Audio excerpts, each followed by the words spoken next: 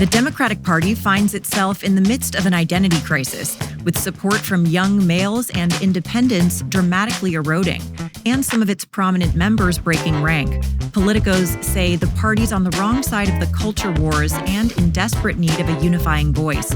Meanwhile, President Trump is enjoying more positive momentum.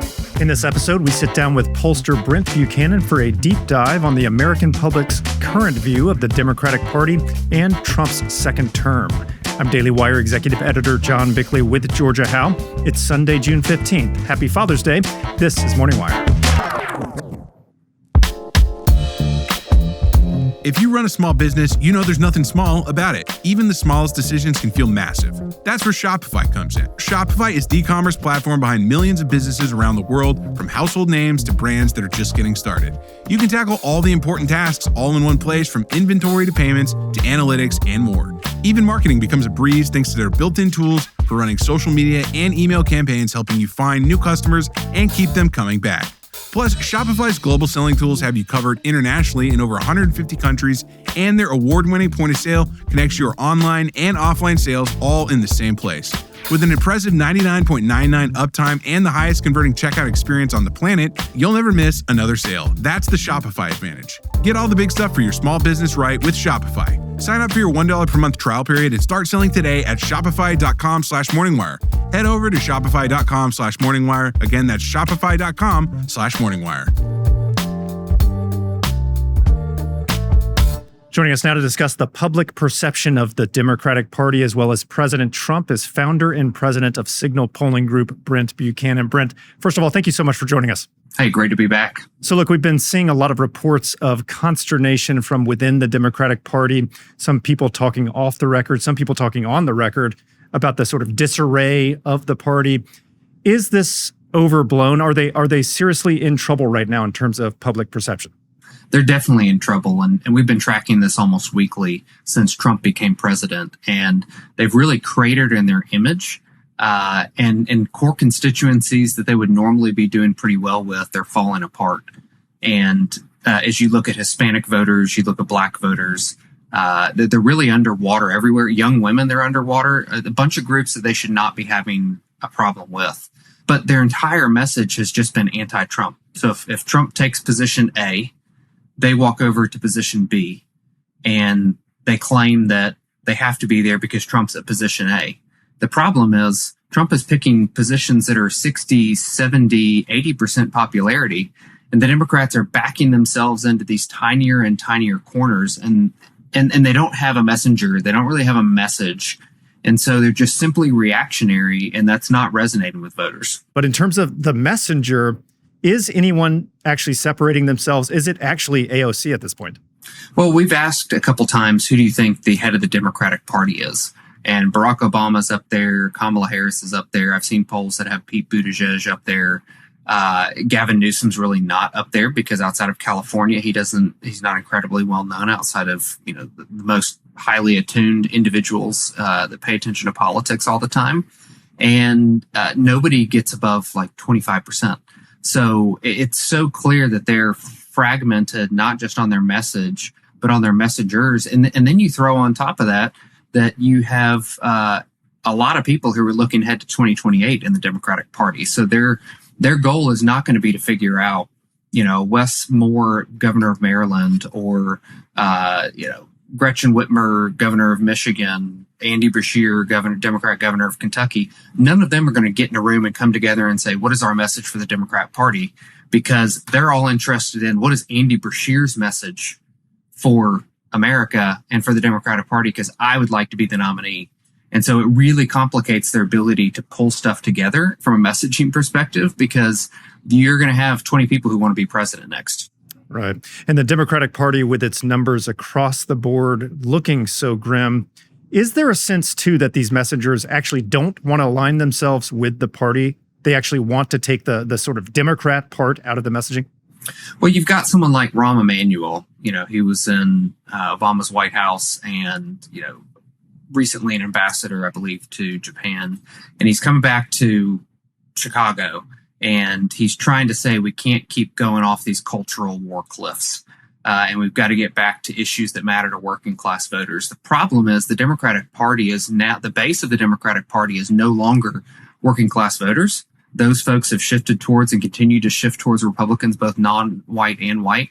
They're stuck with these highly educated coastal elite, mostly older women, folks that are well-to-do, that live in these bubbles that look nothing like the rest of America. And that adds additional challenges to what is your message, because they have no clue what normal people think and what normal people's lives are like. It's a real sense of disconnect there. Now, in 2016, we heard the problem for the Democrats was particularly white males. That's changed. You highlighted some of that. It's not just white males now. It's all young males, even some young females. I think the young female thing might be very surprising to some people. What do you think is driving that trend even among young females? Well, they're not losing them as much as males. So you got to think of shifts in parties happening in waves. And so it's not everybody that matches a certain demographic group moving a certain direction. There tends to be pieces of those demographic groups that are first movers. So among young voters, it is young males moving fastest. And what's really interesting is it's non-white young males that have been moving to the right culturally. And really, maybe we don't even have to say that they're moving right as much as that the left has moved so far left beyond them that they're sitting there looking down and going, okay, well, the people I used to identify with are way over here now. And so I guess the person I'm closest to now are these people who call themselves conservatives. But you see this globally. I mean, you can go look at the presidential election that just happened in Poland, where the liberal mayor of Warsaw lost, even though he was expected to win. And it was the younger voters that catapulted the center-right or further right candidate into the presidency. You saw that happen in Germany with the AfD. You saw it happen with Reform in the UK. So this is not a phenomenon that is exclusive to the U.S., but I would say it's actually more drastic outside the U.S. currently, which means it's going to come to our shores. I have for long said that all we have to do is look at what's happening in Europe, and we're 3 to 5 to 7 years behind there. And so I think what we're going to see is over the next 3 to 5 to 7 years, younger voters in the U.S., especially as they can't find economic opportunity and immigrants are replacing their housing opportunities and their ability to find jobs, that it is going to catapult young voters even further right, faster right, like we've seen in Europe most recently. Right. We've been tracking that trend. Very fascinating in Europe. Now, with the young males in America moving away from the Democratic Party, do you think it's the culture war type issues in the Democrat messaging that's really sort of denigrating males in general, or is it more economic concerns that are driving young males away? What we're seeing is that it's both and. So the economic issues really opened up these, working class voters, younger male voters, a lot of the segments that elected Donald Trump in 2024, it opened their eyes to these Democrats. When they're in charge, they cause chaos, and the chaos is now affecting my pocketbook. I don't necessarily think that's the reason at the end of the day that they made the switch.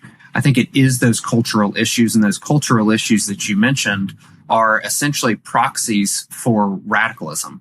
And if you don't see yourself as radical on those issues, then you don't see yourself as a Democrat right now.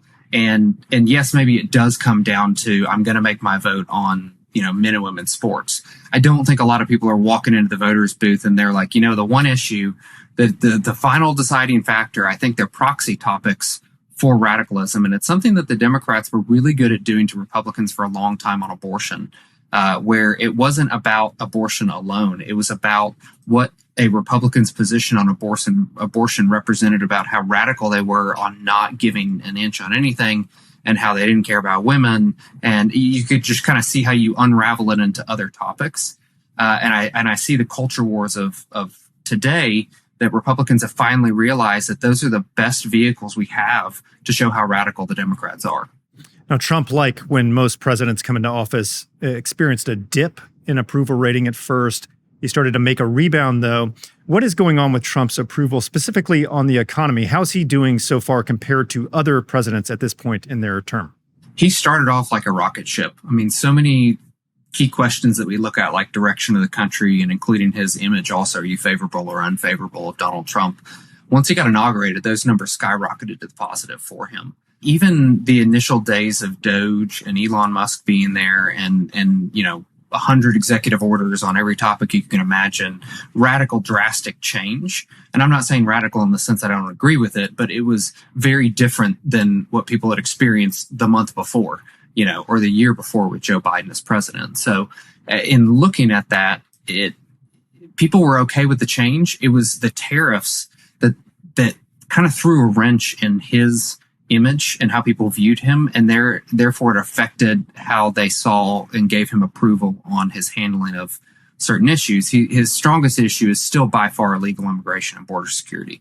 I mean, it's over 20% net approval on that. But what we have seen with the last couple of weeks is that his image has improved. How people believe he's handling of the economy has improved. And I think much of it is that, the media cried wolf for so long that these tariffs are going to, double the cost of everything you purchase. And, you had these companies saying, well, we can't hold on for very long. We're going to have to start increasing prices on you. And then magically, the price of eggs is down 62% since he took office. And people are realizing, well, gas is cheaper. And they're starting to see the whole picture come together of how Trump's new approach to the economy is going to benefit them. And they're realizing that the tariffs are not destroying the economy. If anything, they just brought in another $23 billion in tax revenue that didn't have to be paid by Americans. And it's driving folks to the table to negotiate better trade deals for us. It was just this huge swath of change. And then tariffs, which people didn't really understand. I think what's most fascinating, I saw a chart yesterday that showed approval of tariffs from the beginning of the year to now, and it's dropped pretty significantly of people approving of just what a tariff does in general. But I cannot wait a month, 6 weeks, 8 weeks from now to see where things are, because I really do believe that much of what Trump is doing on the economy, tariffs being a key part of that, is actually going to start driving more money into people's pockets, less going out when they're going to purchase things. And we're really going to see him. I believe we're going to see Donald Trump actually flip into positive territory on his image, where he has more people approve of him than disapprove, which is something he's never had. Yeah, he's brought it to within around 2 points. Is that correct? We have him, right around that number right now. There are a couple polls that'll show he's, plus 10 favorability. That's just, we don't live in a world where people have plus 10 favorability. Now, this is Pride Month, or it used to be called Pride Month. It might have a different name soon. How much do you think the issue of the T in the LGBT has really hurt the Democratic Party and the overall left-wing agenda? What do you predict in terms of future actions from the key voices from that side related to this?